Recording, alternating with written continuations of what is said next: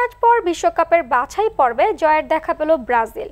CONMEBOL অঞ্চলের সপ্তম রাউন্ডের ম্যাচে ইকুয়েডরকে 1-0 গোলে হারিয়েছে দরিভাল জুনিয়রের শিষ্যরা। শনিবার ইকুয়েডরের বিপক্ষে ব্রাজিলের জয়ের নায়ক রিয়াল ফরওয়ার্ড রদ্রিগো।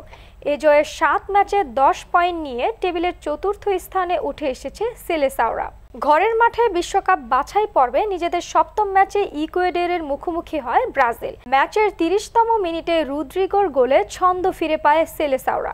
35 মিনিটে গোলের সম্ভাবনা জাগান ভিনি। 38 মিনিটে পাল্টা আক্রমণে যায় ইকুয়েডরও, তবে লক্ষ্য ভেদ করতে পারেনি তারা।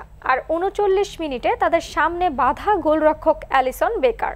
1-0-তে এগিয়ে থেকে প্রথমার্ধে শেষ করে ব্রাজিল। দ্বিতীয়ার্ধের শুরু থেকেও বল নিজেদের দখলে রাখার চেষ্টা করে ব্রাজিল। এরপর চলে শুধু দুই পক্ষের আক্রমণ আর প্রতি আক্রমণ। কোনো গোল না হওয়াতে 1-0 ব্যবধানে জয় নিয়ে মাঠ ছাড়ে ব্রাজিল।